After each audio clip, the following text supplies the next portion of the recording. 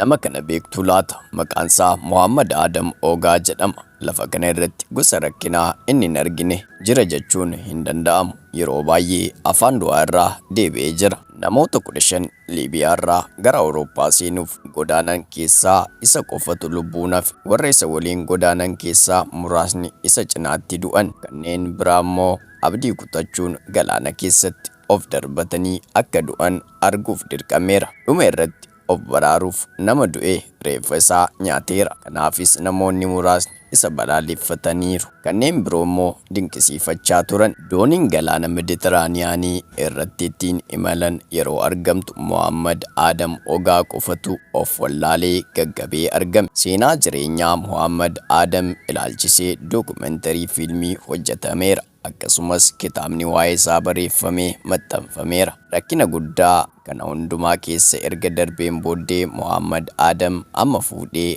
abbaa intala tokko ta'ee akka jiru kan agarsiisu suuraa bareedaa tokko gadi baheera. Du'a hedduu jalaa ba'uun abdii baay'een eeguun obsaa fi rakkina guddaa keessa darbuun booda carraa gaariin akka dhufu jireenya Muhammad Adam ragaanuuf ba'a. Kanaaf jabaadhaa, rakkina hundumaaf uumaa kee amani. Viidiyoo kana hiriyoota keessan abdii murannaa keessa jiraniif sheer gochuun biraan gahaa. Seenaa kana irraa waan baay'ee barattan jedheen abdii qaba. Seenaa biroo barbaadan naaf barreessaa. TikTokii kana immoo fooloo gochuu hin dagatinaa. Ani qaxalee keessan naafidha.